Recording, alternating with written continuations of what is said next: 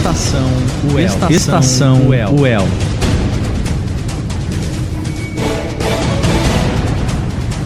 Nos trilhos da notícia.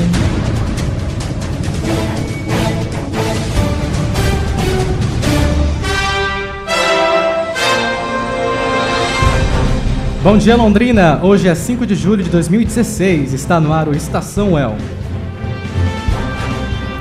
Superbus passa a operar em Londrina. Relatório sobre adolescentes em conflito com a lei é apresentado na Câmara Municipal. Tocha Olímpica passa por Londrina. Coletivo UEL contra o golpe promove aulas sobre movimentos sociais na atual crise política. Documentário sobre os índios Caigangue estreia no Museu Histórico. Eu sou Bruno Nomura. Eu sou Isabela Torezan. Agora são 10 horas e 1 minuto. Cidade. Com 8 veículos circulando em 4 linhas diferentes, o projeto Superbus começa a operar na cidade de Londrina. A reportagem é de Ana Carla Dias. No dia 27 de junho, o Superbus começou a circular em Londrina. O projeto do Superbus traz mais conforto aos passageiros e rapidez durante as viagens, devido ao ônibus ter vias exclusivas. Em entrevista no Instituto de Pesquisa e Planejamento Urbano de Londrina, a engenheira civil Cristiane Biasoni fala sobre a ideia de planejamento do Superbus. O Superbus, ele não nasceu originalmente como Superbus, né? O primeiro protocolo que foi feito de intenção de captação de recursos no governo federal, através do Ministério das Cidades, era de um sistema para maior capacidade, um sistema de transporte coletivo de maior capacidade chamado BRT. Que as pessoas conhecem mais do que o BHLS, que foi apelidado aqui em Londrina como Superbus, porque o BRT já tem sido utilizado em muitas cidades e foi bastante difundido na época da Copa, né, em que muitas cidades que foram sede da Copa aqui no Brasil usaram esse sistema, que é uma sigla em inglês, mas que significa um sistema de ônibus rápido. Então é praticamente uma metronização dos ônibus, sem fazer o metrô subterrâneo, num sistema de transporte de superfície. Então, parecido com aquilo que fizeram em Curitiba, de segregar uma faixa, um pedaço da via pública já existente, só para a circulação dos ônibus, dando prioridade para eles, e com estações elevadas do nível, para que o embarque e desembarque acontecesse de uma forma bem agilizada, porque o pré-pagamento das tarifas já era feito na estação antes mesmo do ônibus chegar. Cristiane fala sobre a análise feita pelo IPU e CMTU da cidade de Londrina para receber o Superbus. A equipe do IPU, junto com a CMTU, Secretaria de Obras, começou a analisar a realidade de Londrina, do nosso sistema. Nós fizemos uma adaptação do sistema BRT para um outro sistema um pouco mais simplificado, mas que aí com isso a gente pôde expandir a rede para mais do que os dois corredores que inicialmente a gente tinha pensado, transformando em 6 corredores nesse sistema em que o ônibus não percorre numa faixa central com as estações elevadas, ele percorre numa faixa lateral, como a gente tem as faixas exclusivas de ônibus em algumas vias da cidade, mais à direita da pista, ou em vias simples, ou nas avenidas. A maior parte desses 6 que a gente selecionou, já vou citar para você quais são avenidas, então os ônibus estão na pista, posicionado mais à direita, e o embarque e desembarque vai acontecer nos abrigos na própria calçada. Comenta sobre os novos pontos de ônibus que serão colocados e os destinos escolhidos para a passagem do Superbus. O sistema ele foi pensado com vias para a circulação dos ônibus, são esses 6 corredores. Duque de Caxias, Leste-Oeste, Tiradentes, João Cândido, Higienópolis e Winston Churchill. Esses são os 6 corredores. Além dos corredores que vão receber um reforço de pavimentação, a gente tem a parte do embarque e desembarque dos passageiros que acontecem nos abrigos. Então, são 87 abrigos distribuídos nesses 6 corredores. Ela fala sobre o terminal do centro e explica que, por enquanto, não há estrutura para a demanda de novos ônibus. Ele teve uma reforma recentemente. Em termos de aumento de capacidade, a gente não tem área para crescer ali no terminal central, né? Mas não existe também a necessidade de aumentar o atendimento em demanda no Terminal Central, porque já há um funcionamento de bilhetagem eletrônica acontecendo na cidade. Qualquer ponto ou abrigo desses de ônibus da cidade já é um terminal de integração, porque a integração ela não é física, fechada. Ela é tarifária através do cartão temporal. A pessoa dentro de um período, de uma hora, consegue trocar de linha para continuar fazendo o seu percurso sem pagar uma nova passagem. Isso já acontece na cidade há muitos anos. Vai continuar acontecendo, mas com a melhoria e ampliação desses 4 terminais. Cristiane relata sobre benefícios com o novo sistema e da pesquisa do IPU e CMTU. Então o Superbus ele não é só um sistema de transporte coletivo por ônibus, ele também é ele faz uma abrangência maior no tratamento de outros modais de transporte, porque tem a requalificação de calçadas ao longo desses corredores para melhorar as condições das viagens que acontecem a pé. Então o IPU e CMTU se baseou numa pesquisa que foi feita de origem e destino do sistema de transporte coletivo na cidade de 2006, e dessa pesquisa, que vocês podem até extrair as imagens no site do IPU, está lá disponível, fica claro qual é o carregamento na cidade de Londrina que recebe, as vias, aliás, que recebe maior carregamento de passageiros do transporte. A arquiteta Amanda Salvione fala sobre a característica da nova linha de ônibus e seu design. O ônibus, além da cor, que é vermelha, que é a cor do sistema Superbus, que já se diferencia, aí tem várias questões, né, de tecnologia, internet, tem Wi-Fi, o sistema dele, né, motor, suspensão também é melhor. Amanda fala sobre a dificuldade de comerciantes para aceitarem a retirada de faixas de estacionamento devido à passagem do Superbus. A gente abre mão da faixa de estacionamento para que o ônibus possa circular ali com prioridade. Então é a preferência do coletivo, né, em detrimento do individual. Ana Carla Dias para a Estação UEL. A companhia aérea Latam Airlines Brasil, a antiga TAM, anunciou que vai cortar todos os voos entre São Paulo, Guarulhos e Londrina a partir do dia 30 de outubro. A partir de novembro, os passageiros só poderão viajar com destino a Congonhas. Em nota, a Latam lamentou os possíveis transtornos provocados por essas alterações e informou que já está entrando em contato com os passageiros afetados. A central de reservas da Latam atende pelos números 4002-5700 nas capitais e 0300-570-5700 nas demais cidades. Política. De acordo com o jornal Folha de Londrina, 10 das 80 empresas fiscalizadas até agora pela Operação Publicano correspondem a mais de R$1 milhão de sonegação de impostos, de acordo com a Receita Estadual. Levantamento feito pela Folha com base em relatórios das 3 forças-tarefas, juntados pelo MP ao processo criminal relativo à primeira fase da Operação Publicano, revela que, das 80 empresas, 15 foram multadas em valores até R$100 mil. Para 10, as autuações ficaram entre R$101 mil e R$999 mil. 32 empresas tiveram multas entre R$1 milhão e R$20 milhões. E para 3 empresas, o montante foi acima de R$20 milhões.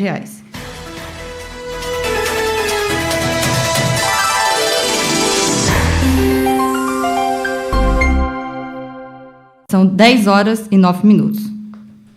O debate entre o jovem e a lei sempre traz à tona a questão de políticas públicas que atendam a essa demanda.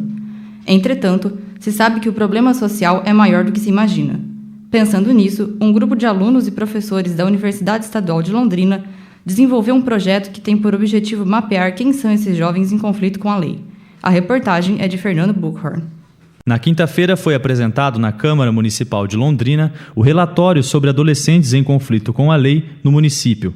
O programa da Universidade Estadual de Londrina foi desenvolvido por professores e alunos de diversas áreas da universidade e coordenado pela professora Vera Lúcia Sugihiro, do Departamento de Serviço Social da UEL. O relatório apresenta dados como sexo, idade, escolaridade, crimes cometidos, região onde moram os adolescentes infratores e onde foram registrados mais boletins de ocorrência. É a primeira vez que um estudo desse tipo é feito em Londrina. É um problema pontual. Nós estamos já discutindo quando o leite já foi derramado. O grande desafio é pensar: esses adolescentes fazem parte de um contexto social, econômico, político e que tem em toda a sua trajetória histórica, desde o seu nascimento, em que todos os seus direitos já foram violados. Nós temos que ter um enfrentamento de entender, primeiro, Que determinações levam esses jovens a inserir precocemente no mundo da criminalidade? Para a professora Sugihiro, o problema do jovem infrator, apesar de ser grave, não possui a dimensão que é dada pela mídia. Existe uma prática por meio da própria mídia de fazer com que este problema ganhe uma dimensão muito maior do que a realidade demonstra. Nós temos, sim, adolescentes envolvidos, mas este percentual não é aquele percentual que a sociedade já incorporou para rotular os nossos jovens como criminosos. Nós temos uma leitura de que sempre se associa pobreza, violência com adolescente negro, pobre, com baixa escolaridade, sem formação, sem qualificação profissional. A coordenadora do projeto sugere ainda uma solução para o problema do jovem em conflito com a lei. O que nós temos que pensar é superar essas políticas públicas de caráter emergencial, pontual, assistencialista e descontínuo. Nós temos que discutir a política pública na sua transversalidade, ou seja, nós temos que discutir políticas públicas da educação, trabalho, assistência, habitação, na sua transversalidade, porque senão a gente fica sempre concentrando energia em uma das políticas, e não é uma única política que vai resolver essa questão. O presidente da Câmara, o vereador Fábio Testa, do Partido Popular Socialista, PPS, foi o autor do requerimento que levou o projeto de pesquisa à Casa Legislativa. Ele comenta a falta de políticas públicas eficazes para combater o problema do adolescente em conflito com a lei no município. Isso aqui não é só uma questão policial. Sabe, é muito simplista também a gente tratar, isso aqui é questão de polícia, como as pessoas acham. Não, infrator é questão. Não, a questão não é só questão de polícia. A questão é da falta de política pública, a questão é da falta de formação. Que são políticas públicas pobres para pessoas pobres. Parca os recursos, parca os projetos e projetos que não têm qualquer tipo de continuidade. O vereador dá ainda uma sugestão de como o problema do adolescente em conflito com a lei poderia ser resolvido no município de Londrina. Uma coisa é certa, uma coisa é clara, sabe? Você trabalhar no tripé, cultura, esporte e educação. Várias pesquisas são feitas, inclusive uma delas associando a questão do verde à questão da violência. As cidades onde tem mais área verde para a população, mais parques, espaço para andar, para levar as crianças para brincar, quanto mais espaços verdes você tem no município como todo, menos violência você tem. A questão da segurança, a questão da violência, são N fatores que somados e trabalhando em conjunto, você reduz isso daí de uma forma rápida. E a partir do momento que você tem a política pública voltada nessas áreas, dentro de um planejamento, eu tenho certeza, falando que 70% a 80% dos grandes problemas do município em relação à violência, em relação a esses jovens e adolescentes que não são criminosos porque nasceram, porque pediram, porque querem ser criminosos, sabe? Eles são porque infelizmente não têm não tiveram uma oportunidade, não tiveram um Estado que o amparasse. Apesar de propor soluções para o problema, Fábio Testa não disse se existe hoje algum projeto mais concreto tramitando na casa ou em andamento para solucionar o problema. De Londrina para a Estação UEL, repórter Fernando Buchhorn. Esportes. O Londrina Esporte Clube empatou com o Criciúma por 2-2 no Estádio do Café na última sexta-feira, dia 1º. O Londrina abriu o placar com um gol de pênalti de Germano, mas o Criciúma, também de pênalti, deixou tudo igual. Jô fez 2-1 para o Londrina, mas novamente o Criciúma com Rafael Silva empatou o jogo em 2-2. No fim da partida, Keirson teve a chance de dar a vitória para o Tubarão, mas parou no goleiro. O Londrina perdeu a chance de encostar no grupo dos 4 melhores colocados no campeonato e está na 9ª posição, com 20 pontos. O time alviceleste terá a chance de subir de posição no próximo sábado, dia 9, contra o Paysandu em Belém do Pará.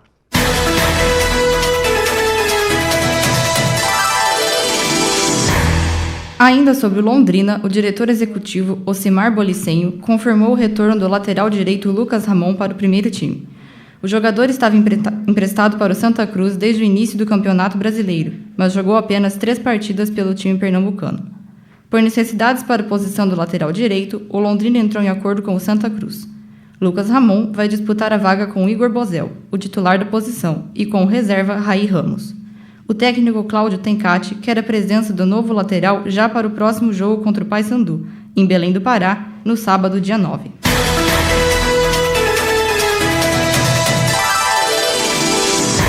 A tocha olímpica passou pelo município de Londrina na última terça-feira. A cidade foi a primeira do Paraná a receber a tocha. A reportagem é de Heloísa Keiko. Londrina recebeu a tocha olímpica na noite da última terça, dia 28 de junho.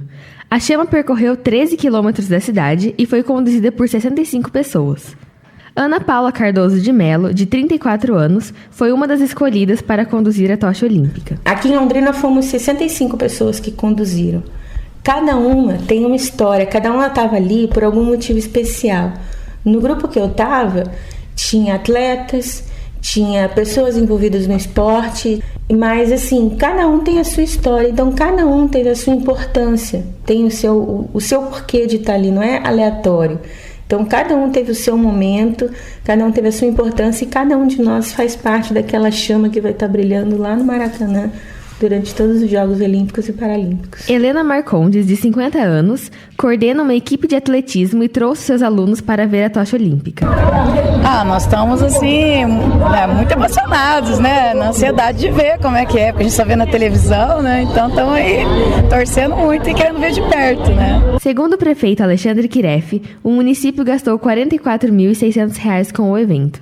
Para ele, o valor foi usado para prestigiar as Olimpíadas. Os investimentos da tocha do Comitê Olímpico são bem maiores do que esse. Mas para que nós pudéssemos apoiar com a estrutura de palco, com as proteções laterais, com os banheiros químicos, nós fizemos uma licitação, contratamos 3 microempresas locais que estão prestando esse serviço. R$ 44.600 na totalidade. Por outro lado, estamos recebendo mais de 200 pessoas de fora de Londrina que estão hospedadas na nossa cidade, consumindo aqui na nossa cidade, abastecendo os mais de 20 veículos também aqui em Londrina para dar continuidade a tudo isso. E o que pouca gente sabe, os serviços de informática das Olimpíadas são todos prestados diretamente aqui de Londrina pela empresa Atos, com trabalhadores londrinenses que ao longo de um longo período treinaram, foram preparados para poder prestar os serviços de informática, de cronometragem, de pontuação para todos os Jogos do Rio de Janeiro. Ou seja, esses investimentos das Olimpíadas serão repassados a Londrina através dessa prestação de serviço, gerando empregos, gerando impostos, gerando riqueza para a nossa cidade. Um protesto foi feito durante o evento no Centro Cívico de Londrina. Os manifestantes criticavam a morte da onça Juma, sacrificada na passagem da tocha em Manaus, e pediam a saída do presidente interino Michel Temer. Gabriela, de 19 anos, participou da manifestação e critica a utilização de recursos públicos para custear o evento da tocha olímpica em Londrina. Basicamente é um modo de esconder da população e colocar uma fachada bonitinha para as pessoas esquecerem a realidade, que eles não estão cuidando da nossa saúde, da nossa educação e tudo mais que poderia ser muito bem reutilizado dentro da cidade e não é. Heloísa Keiko para o Estação UEL. Paulo Salustiano venceu a 5ª etapa do Campeonato Brasileiro de Fórmula Truck no último domingo, dia 3, no Autódromo Ayrton Senna, em Londrina. Com a 6ª vitória, Salustiano está em 3º lugar na disputa pelo título do campeonato e reduziu a diferença do atual líder, Felipe Giafone. O londrinense Leandro Totti abandonou a primeira fase com apenas 10 voltas. A sexta etapa vai ser realizada no dia 31 de julho, em Interlagos, pista muito conhecida por quase todos os pilotos. Agora são 10 horas e 19 minutos. Em Londrina, agora 17 graus. A mínima hoje foi de 14 graus e a máxima pode chegar a 27 graus. O tempo pode ficar nublado à tarde.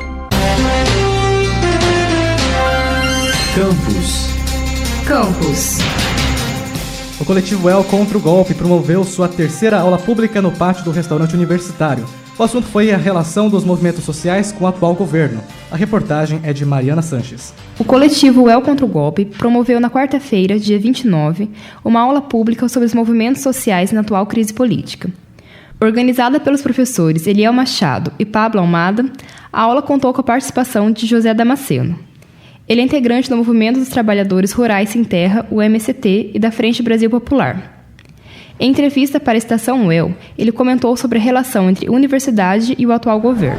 Não só o ambiente universitário, vai atingir a população, a juventude de forma geral, né? Pega, por exemplo, já houve mudança no financiamento estudantil, no FIES, por exemplo, já houve mudança.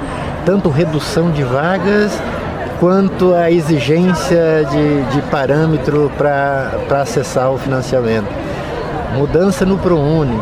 Então isso vai afetar diretamente as universidades, tanto pública como privada, mas principalmente as públicas, que é onde a grande massa da população busca o espaço para se formar, né, para estudar e tudo mais. Então esse viés do governo de tratar a educação dessa forma, pode ter certeza, vai afetar diretamente as escolas, as universidades, a juventude de forma geral. As dificuldades econômicas que o Brasil tem enfrentado são refletidas no ambiente universitário. Para o estudante de Geografia Vinícius Genário, que esteve presente na aula pública, faltam verbas em diversos setores. E o que eu estou vendo é um sucateamento do aparelho público aí. Em questão de assistência estudantil, corte de bolsa e verba para pós, não tem ônibus, não tem transporte para aula de campo. Eu estou vendo uma defasagem aí. O professor de Ciência Política, Eliel Machado, enxerga o momento atual como um dos piores cenários que o Brasil já passou. Ele acredita que isso afeta diretamente as universidades. E agora, pensar isso dentro da UEL tem várias dimensões, né? Dá para pensar os desmontes que estão ocorrendo nas áreas de financiamento a projetos, né? O desmonte do Ministério da Educação, ou seja, tem toda uma reorientação que provavelmente vai afetar o desenvolvimento da universidade. Apesar das dificuldades geradas pela crise econômica e política, a universidade abre espaços para a discussão de propostas e melhorias. Mel Costa, aluna de letras, tem observado isso durante as aulas. É interessante ver que tem várias pessoas que estão realmente tomando consciência do cenário e se informando mais, e conversando e pesquisando a respeito, até mesmo algumas aulas. Eu estou cursando letras e os professores passam matérias e coisas para a gente ler e opinar e discutir em sala sobre isso. Então eu acho que pelo menos está rolando uma conscientização maior, né? A aula pública ocorreu na praça do restaurante universitário e a terceira aula que o coletivo UEL contra o Golpe promoveu. Mariana Sanches para a Estação UEL.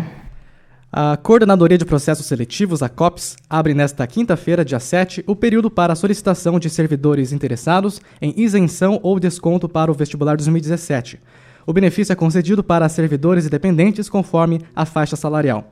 O prazo para solicitações será até o dia 19 deste mês no site www.cops.uel.br. O resultado final do processo será divulgado em 9 de agosto, a partir das 16 horas, no site da COPS. Este ano, a comprovação de informações pessoais dos servidores e dependentes será feita junto ao Banco da Pró-Reitoria de Recursos Humanos. Assim, é importante a digitação correta dos dados.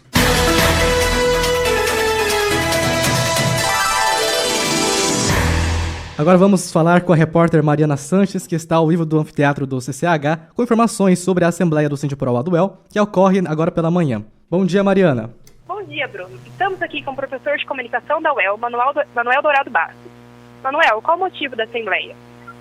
Bom, no ano passado a gente terminou a greve do ano passado por conta de um projeto de lei enviado pelo governo que garantia reposição salarial, e isso fez com que a gente saísse da greve. Esse ano o governo resolveu que talvez fosse revogar esse projeto de lei, então a gente está fazendo uma assembleia para discutir quais são as nossas ações em torno disso.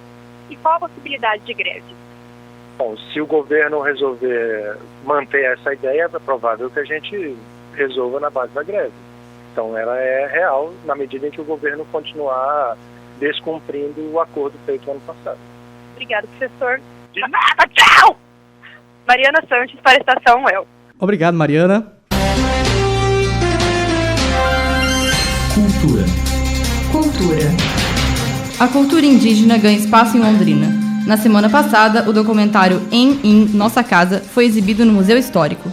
O projeto mostra o cotidiano dos índios Caigangue e foi filmado por eles próprios. A reportagem é de João Renato Ferreira. O cotidiano de índios da etnia Caingangue foi filmado por 8 membros da própria comunidade indígena durante 2 anos.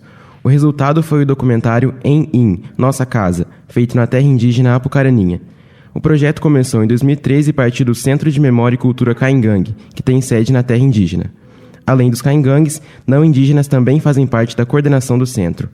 Com a permissão do cacique, eles ensinaram aos 8 cinegrafistas como usar as câmeras e o computador. Os indígenas filmaram tudo sozinhos. O documentário estreou na semana passada em sessões gratuitas no Museu Histórico de Londrina. O historiador e cineasta londrinense Luiz Henrique Mioto, um dos idealizadores do projeto, falou sobre a reação do público da cidade. E aí é aquela coisa, aquele espanto, né? Aquele choque, assim, né? As pessoas não conseguem expressar muito bem, assim, né? Porque por mais que a gente tente, né, de se colocar, perguntar, sempre vai expressar o nosso preconceito. A gente tem muito preconceito sempre, né? Acho que o público tá feliz de estar aqui e tem muita procura. E a gente fica feliz com isso, mas o objetivo é esse, de bagunçar esse preconceito. Mioto contou que durante a produção do documentário, o deslocamento até a terra indígena foi uma dificuldade. Apucaraninha fica a 25 km de Itamarana e 80 km de Londrina. Para Mioto, a maior dificuldade agora é fazer com que os caingangues se expressem diante da comunidade não indígena. Alguns vieram até Londrina acompanhar as sessões no museu e interagir com o público. Então a gente está fazendo, né, puxando isso, às vezes falando demais por eles, entende? Isso a gente quer romper. Nosso objetivo no final do projeto, daqui 2 anos, quando o projeto acabar, é a gente sair fora e garantir uma autonomia. Então a maior dificuldade de todos, na minha compreensão, é conquistar a autonomia deles. Então eles estarem aqui hoje, exibindo um filme que eles realizaram, eles mesmos filmaram, e falando para o público, sendo o centro, né? É uma inversão, né? Era uma memória que estava sendo jogada para a periferia da memória, e a gente está colocando eles, possibilitando eles com essa nossa luta, colocando eles no centro da memória. A caingangue Débora Silva, de 17 anos, ficou surpresa com os aplausos do público após a exibição do documentário. Ela falou da dificuldade dos caingangues em se comunicar com não indígenas. Por enquanto a gente não consegue, né? Porque se tem vergonha, né? Porque a língua não... A gente não nasce sabendo falando é a língua de vocês, né? A gente nasce falando a nossa língua, que a gente aprendeu, que nossos pais ensinaram. Então é difícil para nós. O documentário de 70 minutos é dividido em 3 partes: criança, jovem e adulto. Eduardo Tardelli, mestre em antropologia indígena e um dos produtores, contou que antes da estreia em Londrina, o documentário foi exibido aos caingangues na terra indígena. Pelo que a gente percebeu, eles gostaram bastante, né? Pela reação deles de se identificarem ali, de verem os parentes, né? Nas filmagens, de terem um pouquinho disso, de terem alguma coisa que eles se identifiquem na televisão, né? No cinema, que geralmente não tem nada a ver com eles, né? O que eles veem na TV, né? Então esse filme teve uma participação muito grande não indígena na edição, mas eles já estão fazendo outros filmes, curta-metragens, que eles estão editando inteiro. A professora Maria Moreira levou alunos para assistir ao documentário e comentou a importância dele na educação dos jovens. Só o fato de os próprios indígenas participarem da confecção, da criação de um filme, da finalização, da edição, da filmagem, enfim, de todas as partes da produção de um filme, já é pedagógico, já ensina essas crianças que não é o manuseio da tecnologia branca que faz com que eles deixem de ser índios. O documentário vai ser exibido em outras terras e museus indígenas. Também vai ser distribuída em escolas regionais da FUNAI, a Fundação Nacional do Índio. Contribuíram para a produção o Cineclube A Hora Mágica, a Cor da Terra Produções, a Associação de Moradores da Terra Indígena, o programa Vencar, gerido pela Copel e pelos indígenas, e o programa Pontos de Memória, do Instituto Brasileiro de Museus e do Ministério da Cultura. Quem quiser acompanhar as próximas ações do Centro de Memória e Cultura Caingangue, pode acessar cmccaingangue.blogspot.com ou a página facebook.com/cmccaingangue. João Renato Ferreira para a Estação UEL. Londrina recebeu pela primeira vez neste ano uma mostra de cinema baseada na obra de Shakespeare. O evento foi idealizado pelo cineasta Rodrigo Grota e organizado pela produtora Quinopos, da Quinoarte. 9 longas foram exibidos do dia 28 de junho até o dia 1º de julho. Nas últimas sessões de cada dia, 3 professores da Universidade Estadual de Londrina e um dramaturgo foram convidados para comentar a obra.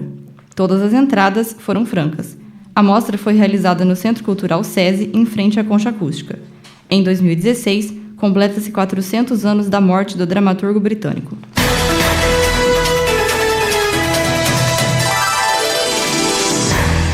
A ocupação na União Londrinense dos Estudantes Secundaristas, a ULES, continua. O movimento dos artistas de rua de Londrina, MAL, mantém pelo menos 20 pessoas acampadas fora do prédio. Atividades culturais são realizadas quase todos os dias, como palestras, oficinas e ensaios. Os eventos são divulgados na página do MAL no Facebook. Para acompanhar a atividade cultural, curta a página. É só pesquisar MARL, M-A-R-L, Movimento dos Artistas de Rua de Londrina no Facebook e clicar na opção para seguir as publicações. Estação UEL. Nos trilhos da notícia.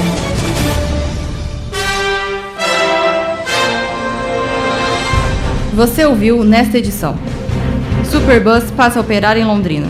Relatório sobre adolescentes em conflito com a lei é apresentado na Câmara Municipal. Tocha Olímpica passa por Londrina. Coletivo UEL contra o golpe promove aulas sobre movimentos sociais na atual crise política. Documentário sobre os índios Caigangue estreia no Museu Histórico. Eu sou Bruno Nomura. Eu sou Isabela Torezan. Agora são 10 horas e 31 minutos. Estação UEL. Nos trilhos da notícia. Este programa foi produzido pelos alunos do 2º ano de jornalismo matutino da Universidade Estadual de Londrina. Equipe de pauta: Ana Luísa Moretti, Bruno Nomura, Isabela Torezan, Marcelo Silva, Matheus Reginato e Matheus Camargo. Equipe de repórteres: Ana Carla Dias, Fernando Buchhorn, Heloísa Keiko, João Renato, Mariana Sanches e Matheus Rosa. Equipe de edição: Adeilton Comar, Bárbara Borowski, Carolina Varoni, César Henrique e Lucas Ribeiro. Editor-chefe: Matheus Zampieri. Monitoria: Leonardo Gravena. Coorientação do professor Dr. Osmani Costa e trabalhos técnicos de André Fiore e Bruno Cardial. 5 de julho de 2016. O Estação UEL fica por aqui. Tenha um ótimo dia. Estação UEL. Nos trilhos da notícia.